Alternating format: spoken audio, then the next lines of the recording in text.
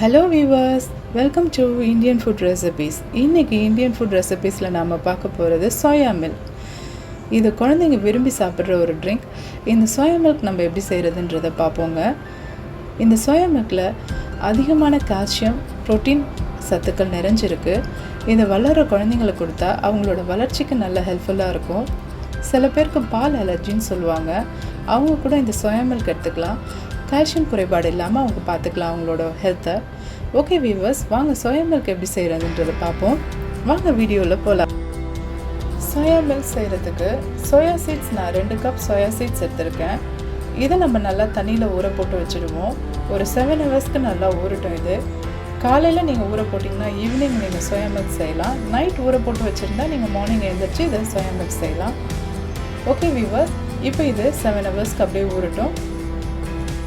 Soya நல்லா ஊறி போச்சு. சோயா சீட்ஸ் எல்லாம் நல்லா ஊறி இருக்குங்க. இது மாதிரி ஊறினதுக்கப்புறமா இதில் உள்ள ஸ்கின் எல்லாம் நம்ம ரிமூவ் பண்ணி எடுக்கணும். இது மாதிரி நம்ம ரிமூவ் பண்ணி எடுத்துக்குவோம் ஃபஸ்ட்டு. அதுக்கப்புறமா இது 4-5 தண்ணி விட்டு நல்லா அலசி இந்த ஸ்கின் எல்லாம் ரிமூவ் பண்ணி இது மாதிரி எடுத்துக்கணுங்க. நல்லா க்ளீன் பண்ணி எடுத்துக்கணும் அந்த சீட்ஸை.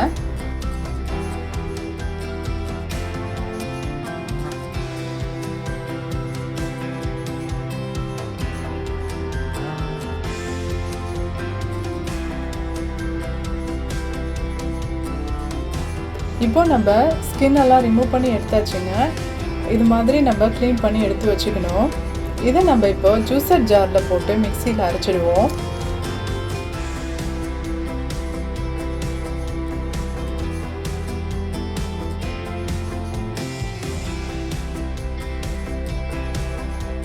இப்போ சோயா மில்க்கை நம்ம அரைச்சி எடுத்துகிட்டு வந்துட்டோம் வீவர்ஸ். இது மாதிரி நல்லா மேஷ் பண்ணி நைஸாக அரைச்சி வச்சுக்கணும். இந்த பக்குவத்துக்கு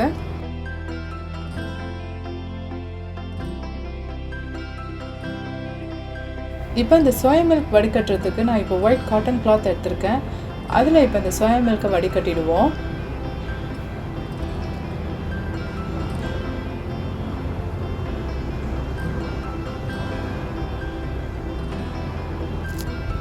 இது மாதிரி நல்லா அதில் உள்ள பால் எல்லாம் புழிஞ்சு எடுத்துக்கணுங்க.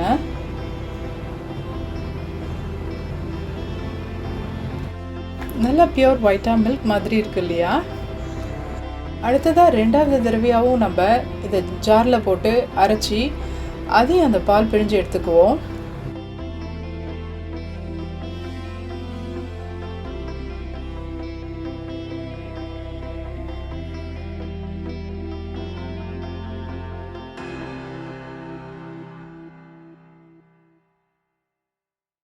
இப்போ நம்ம பிழிஞ்சு எடுத்து வந்த பாலை இப்போ ஒரு அகலமான பாத்திரத்தை எடுத்து அதில் நம்ம ஊற்றிப்போம்.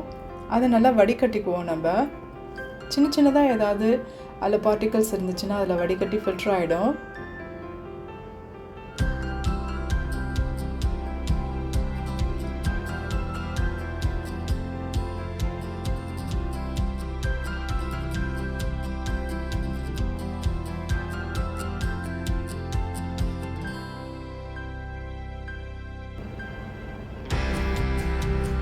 சோயா மில்கை நல்லா அடிப்பிடிக்காத அளவுக்கு மிக்ஸ் பண்ணி விட்டுட்டே இருக்கணுங்க, இல்லைன்னா அதை அடிப்பிடிச்சிடும்.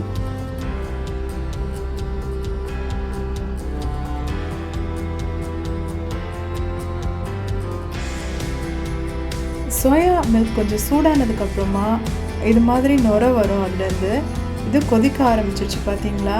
இந்த சமயத்தில் இந்த நுரையெல்லாம் நம்ம இதை ரிமூவ் பண்ணி எடுத்துடணுங்க.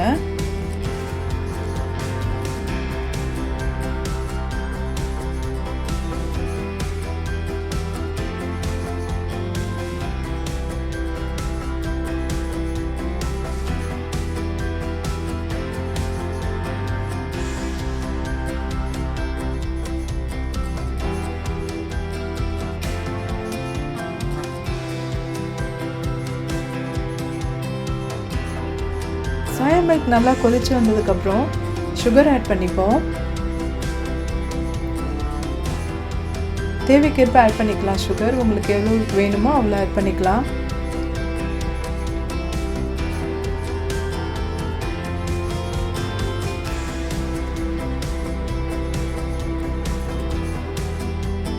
சுகர் போட்டதுக்கப்புறமா நல்லா மிக்ஸ் பண்ணி விடணும் வீவர்ஸ். கை விடாமல் நல்லா மிக்ஸ் பண்ணி விட்டுட்டு இருந்தால் தான் அடி பிடிக்காது.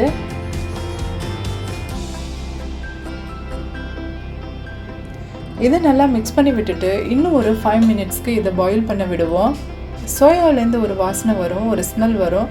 அந்த ஸ்மெல் போகிற வரைக்கும் இது ஒரு 5 மினிட்ஸ்க்கு கொதித்து பாயில் பண்ணணும்.